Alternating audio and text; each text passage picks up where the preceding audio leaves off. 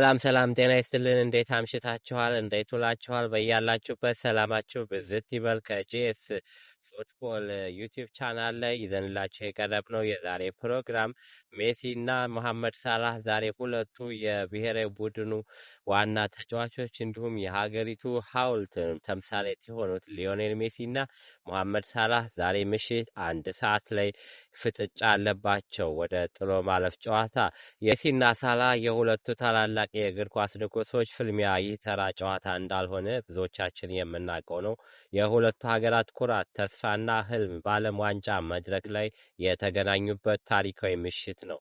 የዓለም እግር ኳስ ካፈራቸው ምርጥ ተጫዋቾች መካከል የሚመደቡት እነዚህ ሁለት ኮከቦች ለሀገራቸው ያላቸው ቦታ ከእግር ኳስ በላይ ነው። ዛሬ የሜሲን የአርጀንቲናና ወቅታዊ ሁኔታ፣ የሳላህን የግብፃዊ የልብ ትርታ ሙሉ መረጃ ይዘንላችሁ ቀርበናል። ወደ አርጀንቲና ብሔራዊ ቡድን ስንመጣ ነገሮች ሁሉ በሊዮኔል ሜሲ ዙሪያ የሚያጠነጥኑ ይመስላሉ። አርጀንቲና በብራዚል ካጋጠማት ሽንፈት በሁለቱ ተከታታይ የኮፓ አሜሪካ የፍጻሜ ጨዋታዎች በ2015 በቺሊና በ2016 በአሜሪካ በፔናልቲ ከተሸነፈች በኋላ አሁን ባለው አሰልጣኝ ሊዮኔል ስካሎኒ ስር ያለችው መነቃቃት ይታወሳል። ነገር ግን በአሁኑ ሰዓት አርጀንቲናን በአሜሪካ ካስቆጠረቻቸው 11 ግቦች መካከል በሊዮኔል ሜሲ ያላስቆጠራቸው 4 ጎሎች ብቻ ናቸው።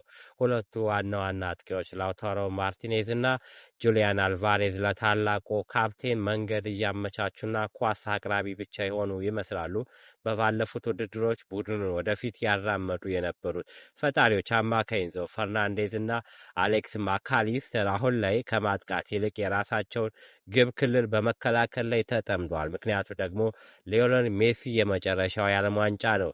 ሊዮኔል ሜሲ ዋንጫ እንዲበላ ሲሉ የአርጀንቲናዎቹ ተከላካይ ሆነዋል መሀል ላይ የሚጫወቱት። ልክ በሰዎች የፍቅር ግንኙነት ውስጥ እንደሚሆነው ሁሉ የሚወዱት ሰው ሲለያይ ሲቃረብ ይበልጥ እንደሚናፍቁት ሁሉ አርጀንቲናውያንም የሜሲ ከብሔራዊ ቡድኑ የመሰናበቻ ጊዜ እየቀረበ መሆኑን ሳያውቁ በሱ ላይ ያላቸው ጥገኝነትና ፍቅር ከቀን ወደ ቀን እየጨመረ፣ አንድነታቸው እየጨመረ፣ መከባበራቸው እየጨመረ መጥቷል። ሊዮኔል ሜሲን ከፊት አስቀድመው የአርጀንቲና ተጫዋቾች ከኋላ ሆነው ሁሉም ለሊዮኔል ሜሲ የሚጫወቱ ይመስላሉ።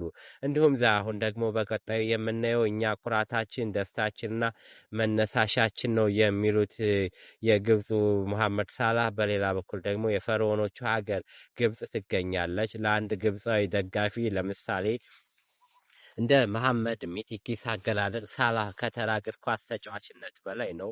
እሱ የግብፅያን ኩራት፣ ደስታና የዕለት ተዕለት መነሳሻ ምንጫችን ነው ይላሉ። የሳላህ ታሪክ አስደናቂ ነው። ናግራቅ ከምትባል ትንሽ የግብፅ መንደር ተነስቶ የዓለምን ትላልቅ ስታዲየሞች እስከ መቆጣጠር ድረስ ያደረጉት ጉዞ እያንዳንዱ ግብፃዊ ኩራት እንዲሰማው ያደርጋል። ከትጋት ስራና በእምነት ማንኛውም ነገር ማሳካት እንደሚቻል በተግባር አሳይቷል። ሰዎች እሱን ሲያዩት በእግር ኳስ ብቻ ሳይሆን በሕይወታቸውም ጭምር ተስፋን ያጭርባቸዋል። ሳላህ ይበልጥ ልዩ የሚያደርገው ስብዕናው ነው። እሱ እጅግ ትሁት፣ ረጋ ያለና ሰው አክባሪ ሰው ነው።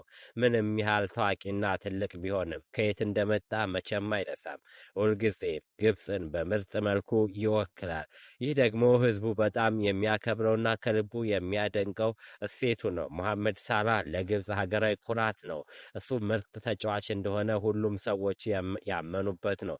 ግብጾች ብቻ አይደሉም፣ መላው ዓለም የሚያደንቀው፣ አንፊልድ ተነስቶ የሚያጨበጭብለት። ባለፈው የእንግሊዝ ፕሪሚየር ሊግ የመጨረሻውን ጨዋታ ሲያደርግ ከእንግሊዝ በጭብጨባ ነው አንፊልዶች ሸኙት።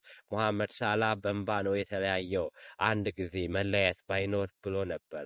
ስለዚህ ዛሬ ግብፅ ባለም ዋንጫው ስትጫወት ሳላህ ሜዳ ላይ ሲኖር ስሜቱ ፍጹም የተለየ ነው። ግብፅ በአውስትራሊያ ላይ በፔናልቲ በበላይነት በደመደመችበት በዚያ ከባድ ጨዋታ መላው ሀገር እያንዳንዱ ሰከንድ አብሮ እየኖረው ነበር።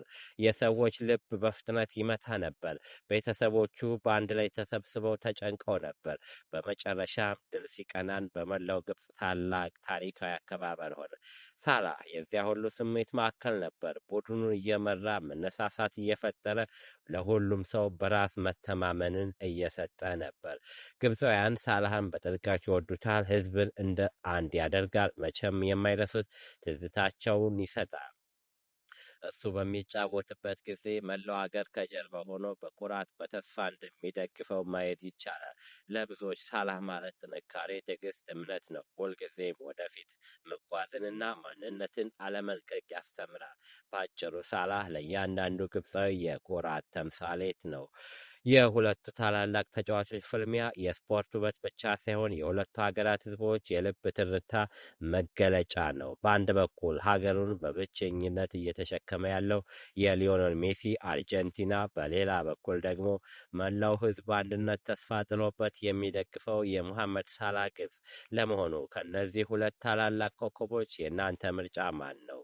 ሀሳባችሁን በኮሜንት አጋሩ። ቪዲዮን ከወደዳችሁት ላይክ እና ሰብስክራይብ ማድረጋችሁን እንዳትረሱ።